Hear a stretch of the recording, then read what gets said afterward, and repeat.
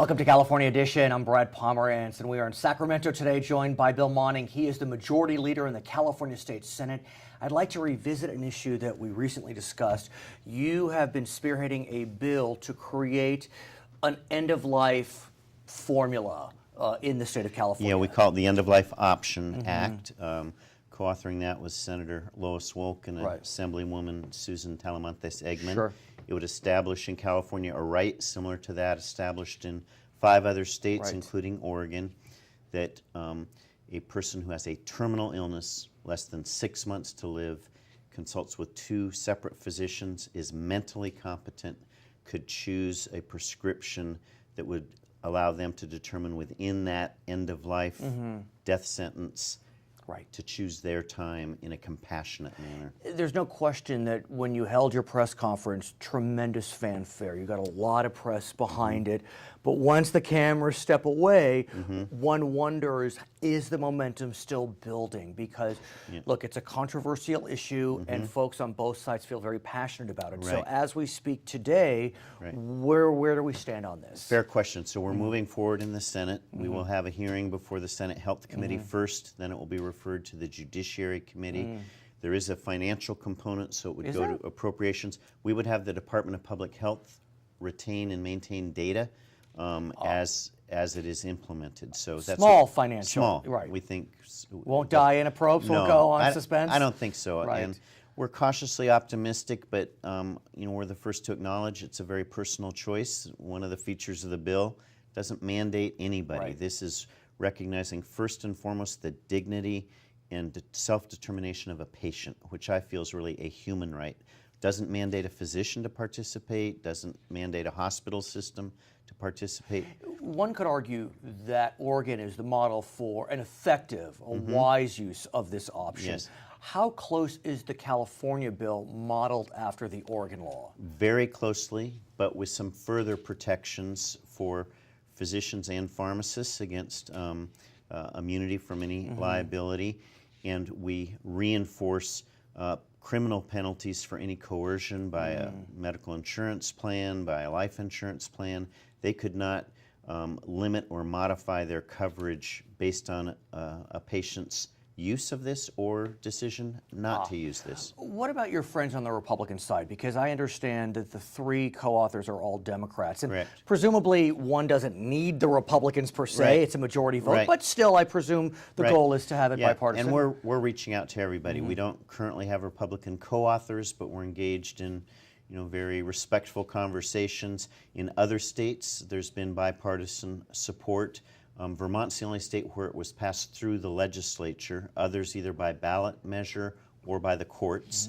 So Oregon, Washington, Montana, New Mexico, and Vermont all have established either through the courts, through ballot measure, and Vermont through the legislature. So, what about the faith-based community? Where are they on this? Well, again, they're not monolithic. We've had very good conversations with Catholic Church. We don't seek to change Catholic doctrine. We're respectful of Catholic doctrine, but we know there's individual Catholics who, in polling, would support this option.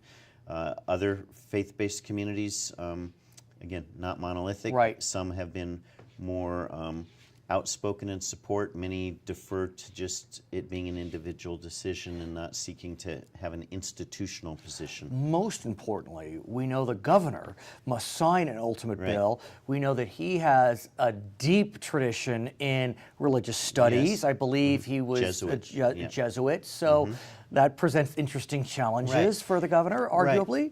And we have not spoken directly with the governor. We have spoken with his staff and understand that he's open-minded and would struggle with this as he struggles with all bills that come to his desk. So again, we see our first hurdle being getting it through the legislature. And so what's the timeline? What's your sense? Well, we're in the beginning of a 2-year session. Fastest timeline would be by this fall. Or it could become a 2-year bill. Are you looking to pass it out this fall? I mean, well, we're on that course right now. And if we run into some impediments, we would have the procedural option of converting it to 2-year bill. But at this point, we're just going to move forward on this current year legislative Right. calendar and see how we do. Another one of your bills that you've been spearheading deals with the safety of those driving commercial trucks. Sadly, within your district, a young man lost his life as a result of an accident with a truck driver. I don't know that the truck driver was necessarily negligent, but it brings up the issue. Yeah. Well, Talk to us about what yeah. happened with Daniel McGuire. Right, so Daniel McGuire, 25-year-old victim in a multi-vehicle accident. Highway 17 is a treacherous mountain road in the Santa Cruz Mountains, connecting Santa Cruz to Santa Clara. Got it. That truck driver, it's been proven, had limited training, limited time behind the wheel. It is that accident is subject to litigation, but Daniel McGuire, 25 years old, lost his life. What we've learned about that accident is that driver had limited, minimal, and we think insufficient training. My bill, SB 344, would establish criteria established by the Department of Motor Vehicles for the certification of big rig truck drivers. So there would be a requirement to get a commercial driver's license. One will have needed to graduate Right. from a certain program. Right, and the program would have to be certified by Department of Motor Vehicles and by the Bureau of Private Post-Secondary Education Oversight. So there would be, there's unfortunately what exists now, Brad, are something Right. called diploma mills. Right, and let's- Somebody plops down Right. $500 and the same day they walk away with a certificate saying they're now certified as a big rig driver. So how do you bring those organizations into the purview of the law? Because as I understand it, there is a financial threshold that could present challenges. So my bill would remove that financial threshold, so any institution offering certificates for driver training would fall under the criteria set by Department of Motor Vehicles and be under the oversight of this post-secondary Bureau for Post-Secondary Education Oversight. A lot of the big rig companies, the bigger ones, already have very robust training programs. We've been in conversation with what do they say? California Trucking Association. We're in very, I'd say, productive conversations. You know, everyone shares the goal of making the roads safer. In California in 2012, there were over 5,000 accidents involving big rigs and over 200 fatalities. That's in 1 year alone. And you believe that further education, are there studies, for example, or other states which have adopted to suggest that a program like this would be? We know that a similar program has been established in Washington State. I think too early to know data of determining if that results in a reduction, but I think it's just common sense. If drivers are held to a higher standard in their training, it's going to make the road safer. What about cost? It will cost to attend a class like Right, this. but people are already paying a cost, but with no oversight and no criteria. So that's where even a prospective driver is maybe being bilked in terms of putting up money for a certificate that's not really warranting that they've learned how to operate a big rig in adverse weather conditions, when there's equipment failure, when you're in a situation in a narrow road with multiple vehicles. How do you avoid the criticism, which is, yet another regulation, California is just trying to make it difficult to do business? Well, it's a fair question, but I think the very fact that the trucking industry itself